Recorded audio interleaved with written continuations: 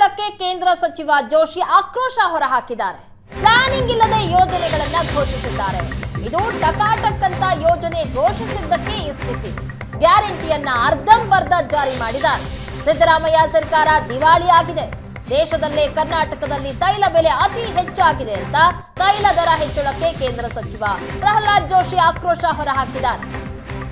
ಕರ್ನಾಟಕದಲ್ಲಿ ಮತ್ತಷ್ಟು ಬೆಲೆ ಏರಿಕೆ ಆಗುತ್ತೆ ಅಂತ ಜೋಶಿ ಭವಿಷ್ಯ ನುಡಿದಿದ್ದಾರೆ. ಪೆಟ್ರೋಲ್ ಬೆಲೆ ಏರಿಕೆಯಿಂದ ಎಲ್ಲದರ ಬೆಲೆ ಸಹ ಹೆಚ್ಚಾಗುತ್ತೆ.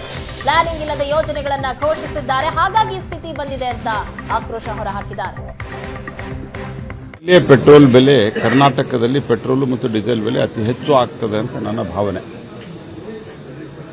ಯಾವುದೇ ರೀತಿಯಾದಂತಹ ಪ್ಲಾನಿಂಗ್ ಇರಲಾರದೆ ಯೋಜನೆಗಳನ್ನು ಘೋಷಿಸೋದು ಯಾವ ರೀತಿ ಟಕಾಟಕ್ ಅಂತ ಮಾಡಿದಲ್ಲ, ಅದರಲ್ಲಿಯೂ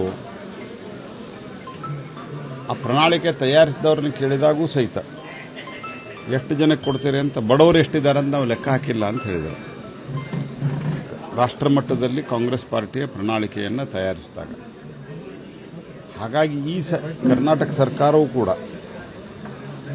ಗ್ಯಾರಂಟಿಗಳನ್ನು ಅದು ಅರ್ಧಮರ್ಧ ಇಂಪ್ಲಿಮೆಂಟ್ ಮಾಡಿ ಘೋಷಣೆ ಮಾಡುವ ಪೂರ್ವದಲ್ಲಿ ಯಾವುದೇ ಪೂರ್ವ ತಯಾರಿ ಇರಲಾರದೆ, ಪೂರ್ವ ಯೋಜನೆ ಇರಲಾರದೆ ಮಾಡಿದ್ದರ ಪರಿಣಾಮವಾಗಿ ಇವತ್ತು ರಾಜ್ಯ ಸರ್ಕಾರ ದಿವಾಳಿ ಎದ್ದಿದೆ.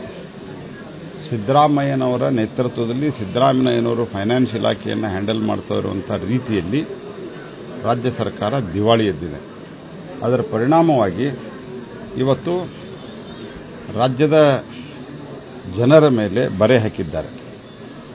ಮತ್ತು ಪೆಟ್ರೋಲ್ ಡೀಸೆಲ್ ಏರಿಕೆ ಏನಿದೆಲ್ಲ ಇದು ಕ್ಯಾಸ್ಕೇಡಿಂಗ್ ಇಫೆಕ್ಟ್. ಇದು ಕ್ಯಾಸ್ಕೇಡಿಂಗ್ ಇಫೆಕ್ಟ್ ಅಂದ್ರೆ ಇದರಿಂದ ಟ್ರಾನ್ಸ್ಪೋರ್ಟೇಷನ್ ಜಾಸ್ತಿ ಆಗುತ್ತೆ, ಟ್ರಾನ್ಸ್ಪೋರ್ಟೇಷನ್ನಿಂದ ಮತ್ತು ಬೆಲೆಗಳು ಜಾಸ್ತಿ ಆಗ್ತವೆ. ಅನೇಕ ಕಡೆ ಓವರಾಲ್ ಎನರ್ಜಿ ಕಾಸ್ಟ್ ಜಾಸ್ತಿ ಆಗ್ತದೆ.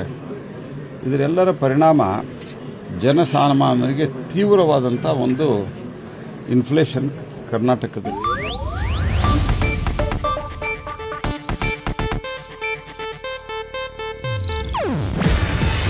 ಇದು ಏಷ್ಯಾನೆಟ್ ನ್ಯೂಸ್ ನೆಟ್ವರ್ಕ್ ಪ್ರಸ್ತುತಿ.